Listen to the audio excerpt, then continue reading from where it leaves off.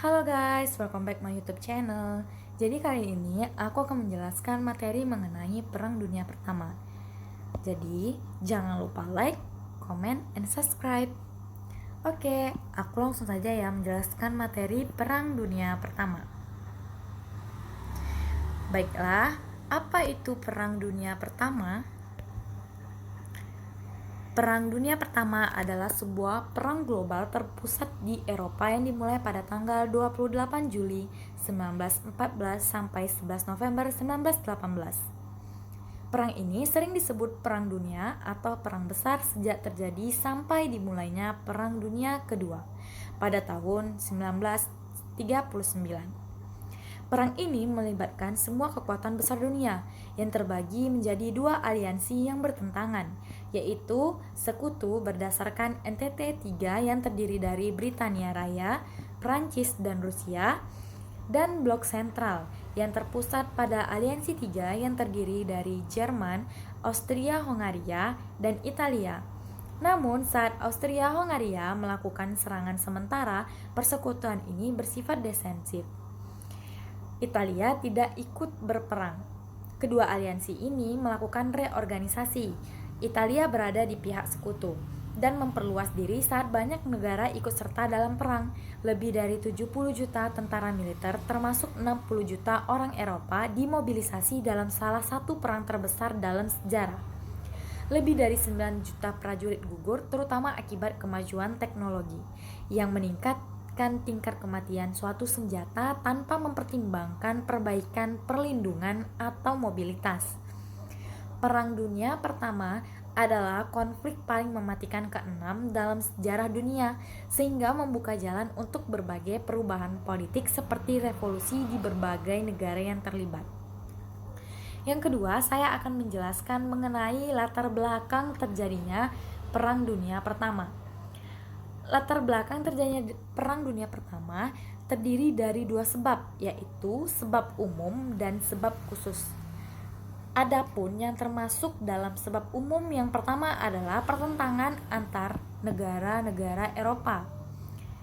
Menjelang Perang Dunia Pertama, negara-negara di Eropa saling bermusuhan antara satu sama lain. Penyebabnya berbagai macam, ada dari segi politik, ekonomi, maupun saling berebut daerah pengaruh. Contoh dari pertentangan antara negara Eropa sebagai berikut. Yang pertama, ada Prancis dengan Jerman. Negara Jerman terpecah menjadi beberapa negara kecil berdasarkan keputusan Kongres Wina pada tahun 1815. Perdana Menteri Prusia Otto von Bismarck tampil untuk menyatukan Jerman. Usaha tersebut berhasil pada tahun 1871 bersamaan waktu dikalahkannya Prancis dalam Perang Jerman-Prancis yang terjadi pada tahun 1870 sampai 1871. Pengumuman terbentuknya Negara Kesatuan Jerman dilakukan di Istana Versailles yang merupakan lambang keagungan Prancis. Ini merupakan suatu penghinaan sehingga pada diri rakyat Prancis timbul keinginan untuk membalas dendam, atau yang disebut dengan istilah revanche ide. Yang kedua adalah pertentangan antara Inggris dengan Jerman. Pada akhir abad ke-19, Jerman telah berkembang menjadi negara industri. Produksinya terlalu banyak sehingga tidak dapat diserap oleh pasar dalam negeri atau overproduction. Oleh karena itu perlu dicarikan Lebensraum atau ruang hidup untuk menjual hasil produksinya sekaligus sebagai tempat untuk memperoleh bahan mentah. Inggris yang telah muncul lebih dulu sebagai negara industri merasa mendapat saingan sehingga kedua negara saling berebut tanah jajahan. Yang ketiga, pertentangan antara Rusia dengan Jerman. Kedua negara saling berebut pengaruh di Timur Tengah. Sejak abad ke-18, Rusia menjalankan politik air hangat, yaitu mencari pelabuhan yang airnya tidak beku di waktu musim dingin, yang terletak di sebelah utara Rusia yang berbatasan dengan laut yang airnya beku sehingga tidak dapat dilayari. Salah satu usaha yang dilakukan adalah ke Timur Tengah. Di lain pihak, pada abad ke-19, Jerman juga bermaksud mengadakan kerjasama militer dengan ekonomi bersama Irian dan Turki. Terjadilah ketegangan antara Rusia dengan Jerman. Kemudian yang keempat adalah pertentangan antara Rusia dengan Austria dan Hongaria. Baik Rusia maupun Austria-Hongaria berusaha menanamkan pengaruhnya di daerah semenanjung Balkan. Dalam melaksanakan politik air hangatnya, Rusia membantu gerakan Serbia Raya. Gerakan tersebut bertujuan mempersatukan bangsa Slavia Selatan di daerah Bosnia Herzegovina yang dikuasai oleh Austria-Hongaria. Hubungan Rusia dengan Austria-Hongaria menjadi tegang dan keadaan ini juga merupakan salah satu penyebab terjadinya Perang Dunia Pertama. Dan yang terakhir ada pertentangan antara Rusia dengan Turki. Turki menguasai sebagian Timur Tengah sejak abad ke-16. Setelah kekuasaan Turki melemah, sering disebut dengan istilah The Sick Man, maka Rusia ingin meluaskan wilayahnya di wilayah Timur Tengah. Akibatnya hubungan Rusia dengan Turki menjadi renggang. Kemudian sebab umum yang kedua adalah politik mencari kawan atau pembentukan aliansi. Negara-negara di Eropa yang sedang bermusuhan seperti digambarkan yang sebelumnya membentuk suatu aliansi. Karena itu menjelang Perang Dunia Pertama terjadi polarisasi antara negara Eropa. Mereka membentuk persekutuan dengan nama Triple Alliance dan Triple NTT. Baiklah, saya akan menjelaskan mengenai Triple Alliance atau Aliansi 3. Adalah aliansi militer antara Kekaisaran Jerman, Austria-Hongaria, dan Italia yang berlangsung dari tahun 1882 hingga dimulainya Perang Dunia Pertama di tahun 1914. Setelah memperbaharui aliansi di tahun 1902, Italia diam-diam membuat perjanjian dengan Prancis. Ketika Jerman dan Austria-Hongaria terlibat dalam perang pada Agustus 1914 dengan musuh NTT 3, Italia membantu blok sentral. Namun setelah konflik hampir berakhir, Italia memihak NTT melawan Austria-Hongaria pada Mei 1919 dan Jerman pada Agustus 1916. Yang kedua ada aliansi Triple Entente. Triple Entente adalah nama yang diberikan untuk persekutuan antara Britania Raya, Prancis, dan Rusia setelah penandatanganan NTT Anglo-Rusia tahun 1907. Persekutuan tiga ini diikuti dengan perjanjian Portugal, Jepang, Amerika Serikat, dan Spanyol menjadi tandingan untuk aliansi tiga, yaitu Jerman, Austria-Hongaria, dan Italia. Sebab umum yang ketiga adalah perlombaan senjata. Baik Triple Alliance maupun Triple Entente saling mencurigai. Masing-masing merasa khawatir jika satu waktu pihak lawan menyerang mereka. Untuk mengantisipasinya, mereka mempersenjatai diri. Terjadilah perlombaan dalam membuat persenjataan yang mengakibatkan suasana di Eropa semakin genting. Perlombaan persenjataan yang dibuat oleh masing-masing negara yaitu seperti Maxim 17908 yang dibuat oleh Jerman. Yang kedua ada tank Mark 5 yang dibuat oleh Inggris. Yang ketiga ada U-boat 93 yang dibuat oleh Jerman. Dan yang terakhir ada kapal selam U-boat yang dibuat oleh Jerman. Kemudian saya akan menjelaskan mengenai sebab khusus terjadinya Perang Dunia Pertama. Sebab khusus terjadinya Perang Dunia Pertama adalah terbunuhnya putra mahkota Austria Franz Ferdinand dan istrinya di Sarajevo, ibu kota Bosnia, oleh anggota Serbia Raya Gabriel Princip pada tahun 1914.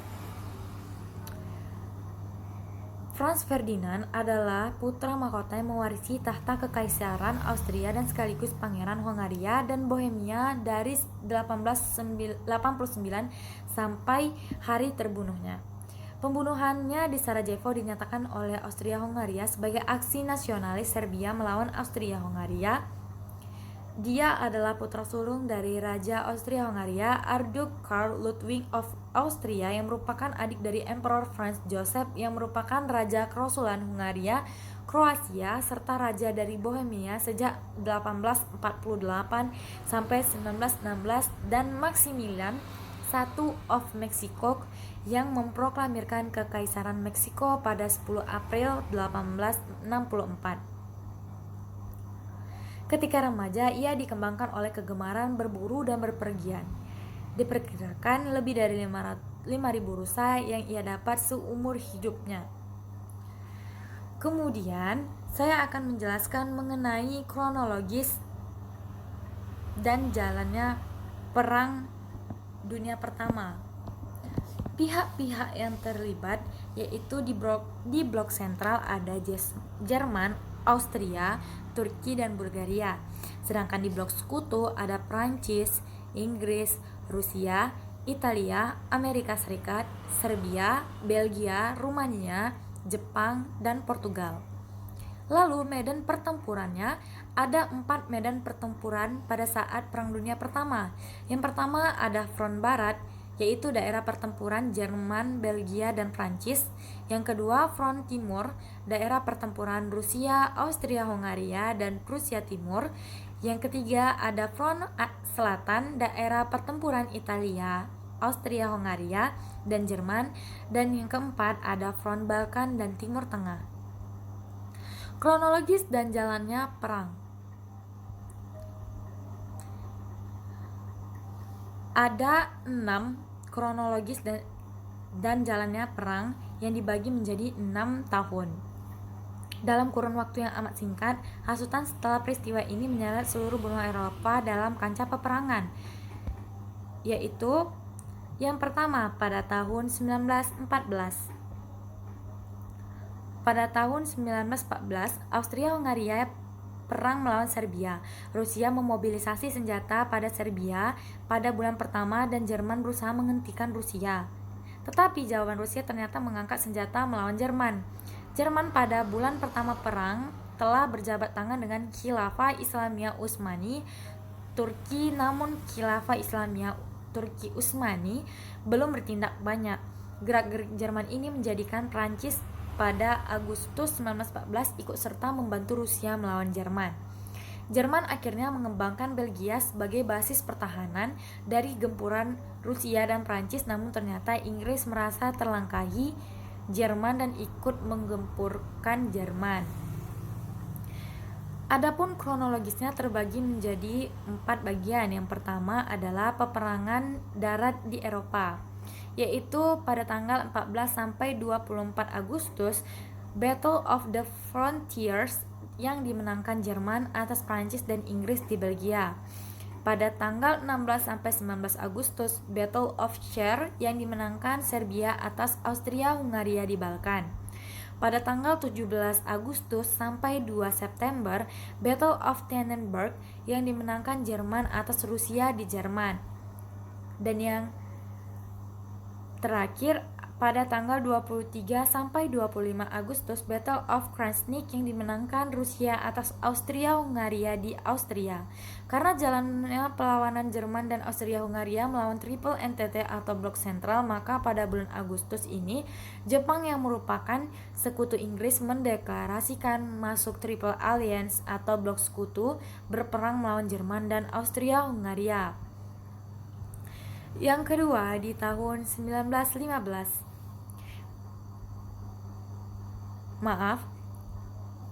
Saya akan melanjutkan menjelaskan yang kedua, yaitu perang laut di Eropa. Pada tanggal 28 Agustus, Battle of Heligoland dimenangkan oleh Inggris atas Jerman di laut utara Eropa. Pada tanggal 13 sampai 28 September, Battle of the Aisne, peperangan seimbang antara Inggris dan Jerman di laut Jerman. Dan yang ketiga, peperangan darat di luar Eropa.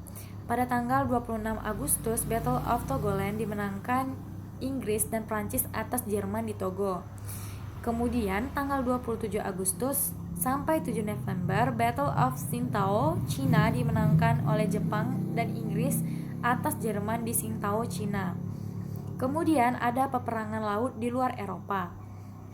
Pada tanggal 30 Agustus, Battle of Western Samoa dimenangkan New Zealand atau Inggris atas Samoa, Jerman di Laut Samoa.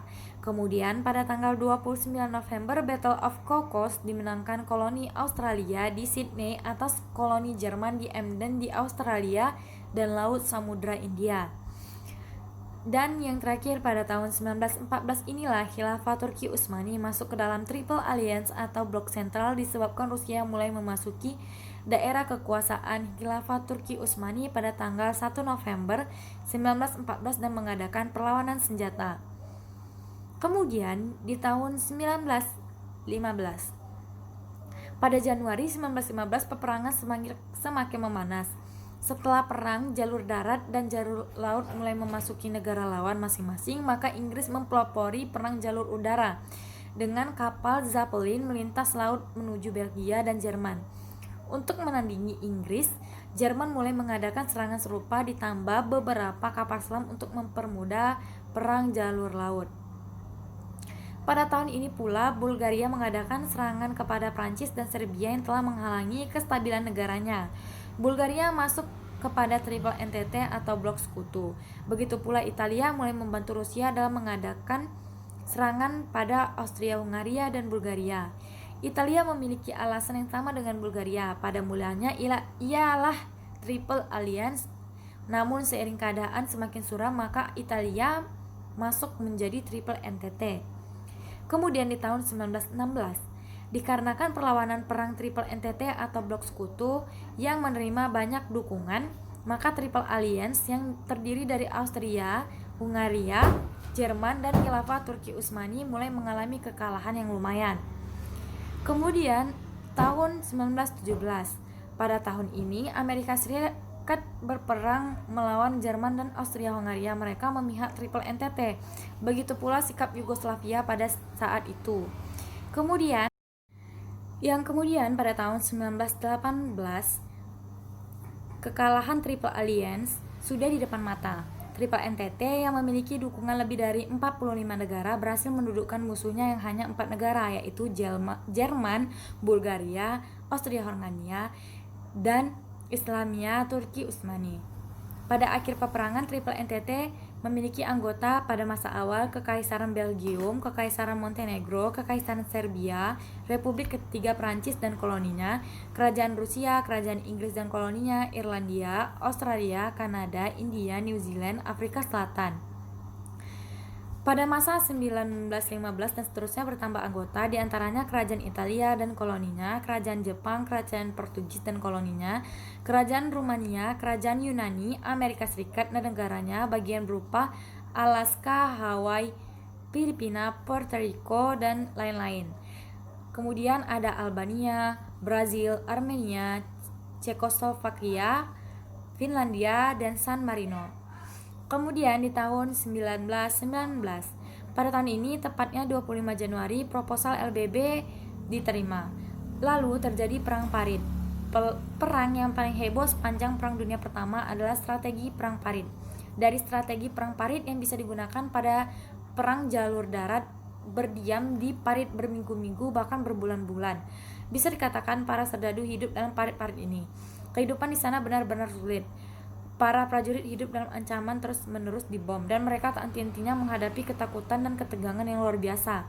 Mayat mereka yang telah tewas terpaksa dibiarkan di tempat-tempat ini, dan para serdadu harus tidur di samping mayat-mayat tersebut. Bila turun hujan, parit-parit ini dibanjiri lumpur. Lebih dari 20 juta serdadu yang bertempur di Perang Dunia Pertama mengalami keadaan yang mengerikan di dalam parit-parit ini, dan sebagian besar meninggal di sana. Inilah salah satu kekejaman Perang Dunia Pertama. Kemudian saya akan menjelaskan akhir dari Perang Dunia Pertama. Akhir dari Perang Dunia Pertama dimulai dari kekalahan Jerman, menyebabkan Jerman menjadi susah sehingga di Jerman sendiri muncul pemberontakan dari kaum komunis atau Spartakis. Jerman juga harus menghadapi musuh yaitu Sekutu. Kemudian perang ini berakhir dengan kekalahan pihak Triple Alliance pada Triple NTT. Pada tabel tersebut terlihat tanggal-tanggal menyerahnya. Yang kedua, ditandatanganinya Perjanjian Versailles pada tahun 1919 yang menjadi akhir perang yang sesungguhnya. Perjanjian ini berisi perjanjian damai yang secara resmi mengakhiri Perang Dunia Pertama antara Sekutu dengan Kekaisaran Jerman. Setelah 6 bulan negosiasi melalui Konferensi Perdamaian Prancis, perjanjian ini akhirnya ditandatangani sebagai tindak lanjut dari perlucutan senjata. Perjanjian ini ditandatangani pada tanggal 11 November 1918 di Compagne Forest, Versailles, Prancis, Paris. Isinya berupa yang pertama, salah satu hal paling penting yang dihasilkan dari perjanjian ini adalah Jerman menerima tanggung jawab penuh sebagai penyebab peperangan. dan melalui aturan dari pasal 231 sampai 247 harus melakukan perbaikan-perbaikan pada negara-negara tertentu yang bergabung dalam sekutu. Yang kedua, Angkatan Darat Jerman dibatasi menjadi 100.000 jiwa dan tidak diperbolehkan memiliki tank atau artileri berat dan tidak boleh ada staf jenderal Jerman. Angkatan Laut Jerman anggotanya tidak dibatasi menjadi 15.000 dan tidak diperbolehkan memiliki kapal selam. Jerman juga tidak diperbolehkan memiliki angkatan udara atau Luftwaffe. Akhirnya Jerman diwajibkan untuk membatasi masa bakti serdadunya menjadi 12 tahun dan semua opsir menjadi 25 tahun, sehingga hanya sejumlah terbatas saja yang menerima latihan militer. Dan yang terakhir, penyerahan tanah jajahan Jerman di berbagai daerah. Adapun perjanjian-perjanjian damai yang ada pada Perang Dunia Pertama, yang pertama Perjanjian Versailles, yang kedua Perjanjian Saint-Germain, yang ketiga Perjanjian Neuilly, yang keempat Perjanjian Trianon, yang kelima Perjanjian Sèvres. Perjanjian Versailles pada tanggal 28 Juni 1918 yaitu antara Jerman dan Sekutu menghasilkan Perjanjian Saint-Germain pada tanggal 10 November 1919 yaitu antara Sekutu dengan Austria, kemudian menghasilkan Perjanjian Neuilly pada tanggal 27 November 1919 yaitu perjanjian antara Sekutu dengan Bulgaria, kemudian menghasilkan Perjanjian Trianon pada tanggal 4 Juni 1920 yaitu perjanjian antara Sekutu dengan Hongaria, dan menghasilkan Perjanjian Sèvres yaitu pada tanggal 20 Agustus 1920 perjanjian antara Sekutu dengan Turki. Kemudian saya akan menjelaskan mengenai akibat Perang Dunia Pertama. Di bidang politik, yang pertama timbulnya perubahan kekuasaan, seperti Jerman, Austria, Turki menjadi republik dan wilayahnya dipersempit. Munculnya negara-negara baru seperti Polandia, Yugoslavia, Finlandia, Cekoslowakia, Hongaria, Mesir dan Irak, Saudi Arabia, Syria dan Lebanon, dan kemudian lahirnya LBB untuk memelihara perdamaian dunia. Yang kedua ada bidang politik, masih di bidang politik, yaitu timbulnya paham-paham politik seperti Nazi oleh Adolf Hitler dari Jerman, fasis oleh Benito Mussolini dari Italia, sosialisme komunisme oleh Vladimir Lenin dari Rusia, dan nasionalisme oleh Kemal Atatürk dari Turki. Di bidang ekonomi, dampak Perang Dunia Pertama yaitu yang pertama sarana fisik dan non-fisik hancur, pusat-pusat industri di Eropa rusak berat, timbul kelaparan yang hebat di Rusia akibat rusaknya daerah pertanian, krisis Malaysia pada tahun 1929 yang diawali oleh hancurnya sektor-sektor ekonomi Amerika Serikat. Di bidang sosial, adapun dampaknya seperti ribuan orang tewas, luka-luka, cacat fisik dan mental, ditahan dan hilang. Kemudian menimbulkan kemiskinan, kemeralatan, wabah penyakit, kehilangan tempat tinggal. Dan yang terakhir, peranan wanita meningkat seperti menjadi tenaga palang merah. Oke, itulah penjelasan materi saya mengenai Perang Dunia Pertama. Semoga bermanfaat. See you next time di video selanjutnya. Bye-bye.